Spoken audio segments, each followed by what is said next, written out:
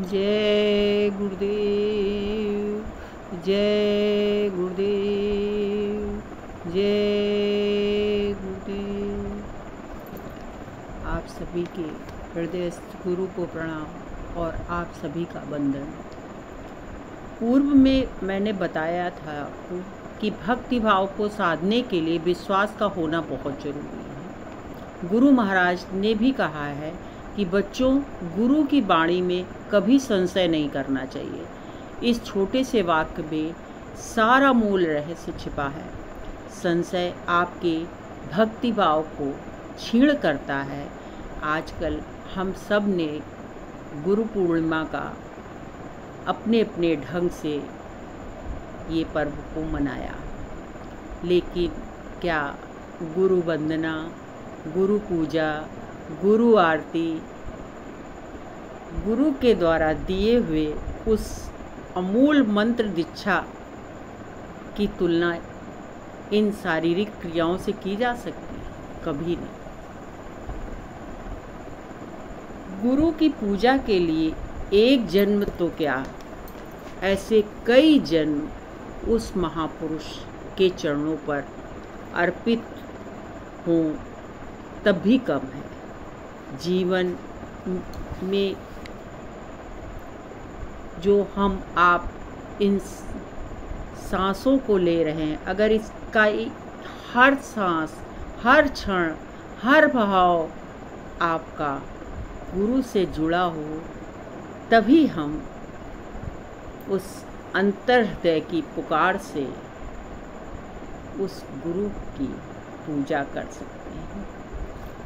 आप जितने भी आराधक हैं या आप किसी ईश्वर की आराधना करते हैं या आप किसी गुरु की वंदना करते हैं, तो आपको अपने जीवन में इस बात का ज़रूर एक बार अनुभव हुआ होगा कि जब आप ईश्वर या गुरु की पूजा में व्यस्त थे, तो कभी कभी हृदय में इतना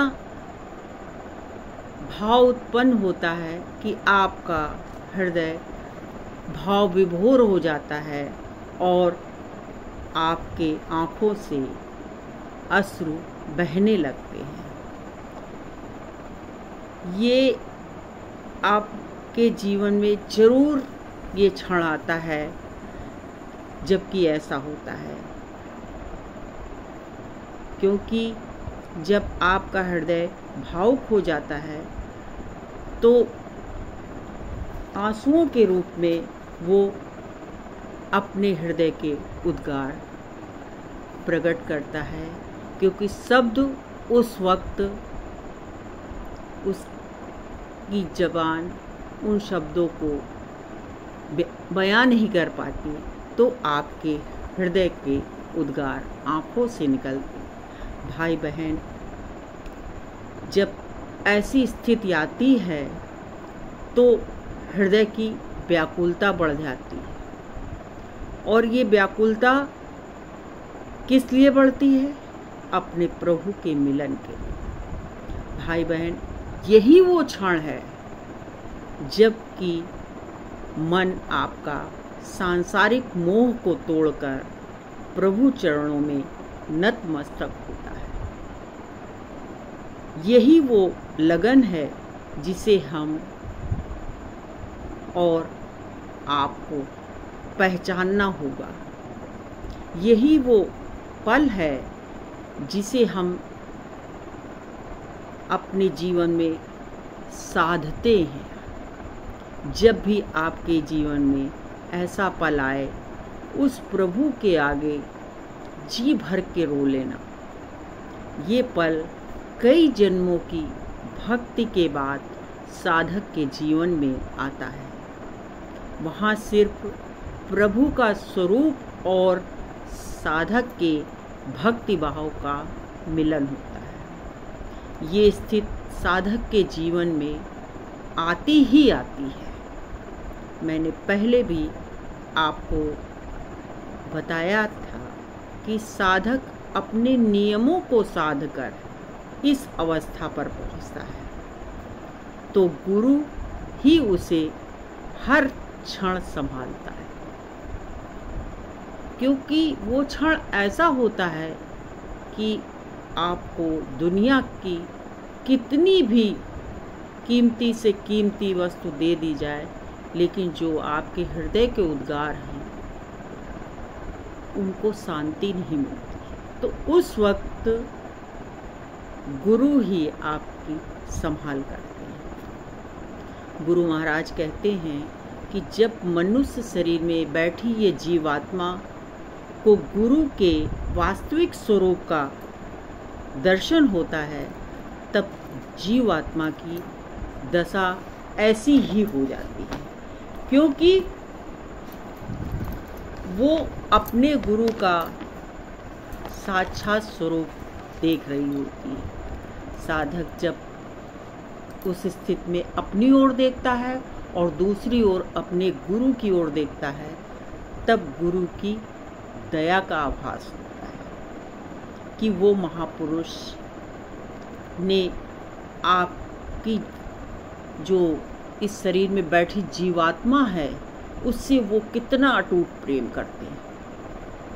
तब साधक उस प्रेम को देखकर उसका हृदय रोता है।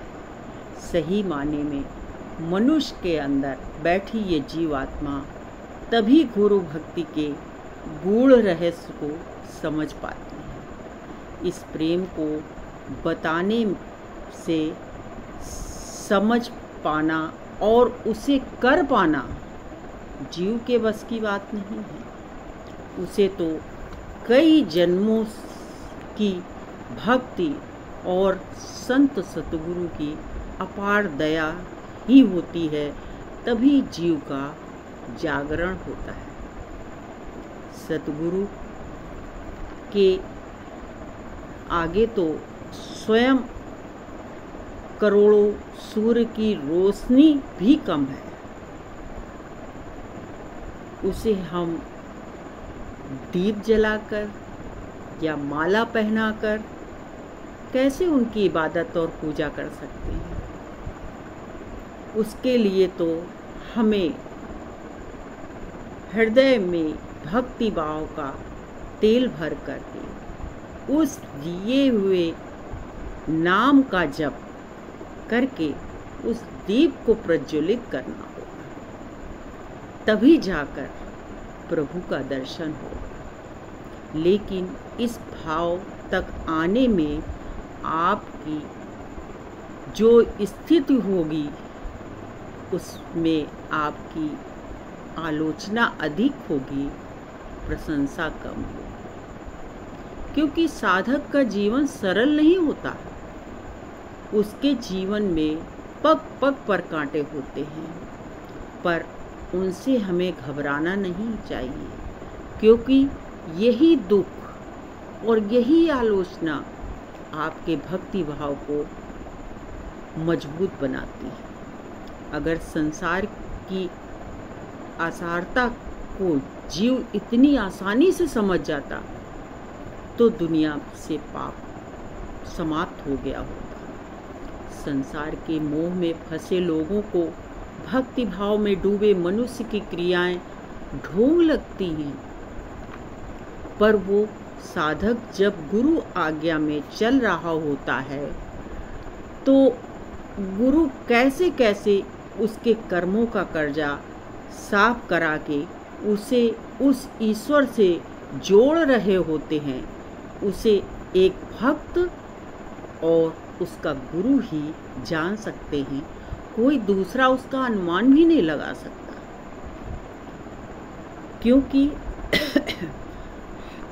हमें ये पता है कि इस जड़ शरीर से जो भी हमने धन कमाया है वो इस जड़ शरीर के ही काम आना है, और जब ये शरीर समाप्त हो जाएगा तो सारा वैभव यहीं समाप्त हो जाएगा।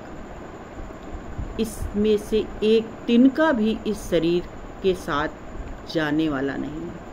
अगर ये साथ जाता तो सारे राजे महाराजे सब बटोर करके ले जाते। वहाँ तो जीवात्मा के द्वारा कमाया हुआ धन ही जीवात्मा के साथ जाता है। इतना बड़ा सत्य जानने के बाद भी हम सब इसी सांसारिक माया के पीछे ही भाग रहे हैं। जीवात्मा के उद्धार के लिए कोई उपाय नहीं कर रहे। आगे आने वाला समय आपको ईश्वर की याद अवश्य दिलाएगा, क्योंकि गुरु महाराज ने कहा है कि आने वाले समय में लोग संतों महात्माओं को देखने और सुनने के लिए कोसों दूर चलकर जाएंगे। संतों की वाणी कभी असत्य नहीं हुआ करती। उसमें एक बात के अंदर तमाम सच्चाइयाँ छुपी होती हैं, जिसका पूर्ण विश्वास उनके भक्तों को होता है, क्योंकि उस सच को वो समाज में और अपने जीवन में घटते हुए देखते हैं। उस पर कोई विश्वास करे या ना करे, क्योंकि सत्य को वही स्वीकार कर सकता है जो सत्य पर स्वयं चल रहा हो, वरना वो तो आलोचना ही करेगा। लेकिन इन आलोचनाओं से हमें जरा सा भी घबराना नहीं चाहिए, क्योंकि जब स्वयं हमारे कबीर साहब कहते हैं कि निंदक नियरे राखिए आंगन कुटी छवाए, क्यों कहते हैं कि निंदक मतलब निंदा करने वाले को आप उससे भयभीत ना हो, बल्कि उसको उतने ही करीब रखें जिस तरीके से आंगन में किसको लाया जाता है। जो अपना कोई खास होता है वही आंगन में आता है, तो उसकी समीपता और आपकी समीपता इतनी होनी चाहिए जैसे कि घर और आंगन। तो हमेशा ये ध्यान रखिए कि जब इतने बड़े संत का अनुभव इन शब्दों में बोल रहा है तो वो बात कितनी सत्य होगी। आलोचक साधक के परम हितैषी होते हैं, क्योंकि पग पग पर वो साधक को सचेत करते रहते हैं और साधक के कर्मों की सफाई भी करते रहते हैं। इसलिए उनसे अति स्नेह करें, उनसे किसी प्रकार का द्वेष और ईर्ष्या न रखें। साधक के जीवन में नियम की भी साधना चलती रहती है। साधक अगर किसी से शारीरिक, मानसिक, आर्थिक सहयोग लेता है तो उस व्यक्ति का धन्यवाद अवश्य आप करें।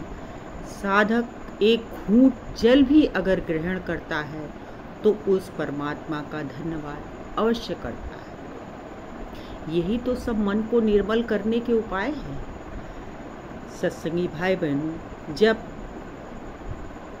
आप मुझसे जुड़कर जय गुरुदेव लिखते हैं और जब मैं उसका प्रत्युत्तर में जय गुरुदेव कहती हूँ तो वही खुशी महसूस करती हूँ जैसे कि गुरु महाराज हम दोनों के बीच आकर खड़े हो गए और हम उन्हें प्रणाम करके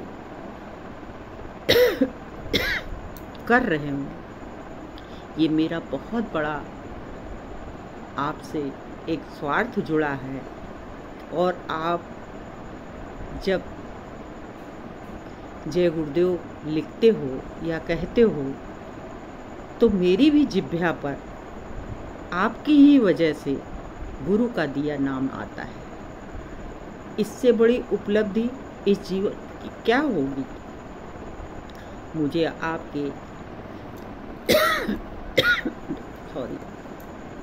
आपके इस भावनात्मक जुड़ाव से आप भी हमारे गुरु और हम आपके प्रभु के नाम से जुड़ रहे हैं।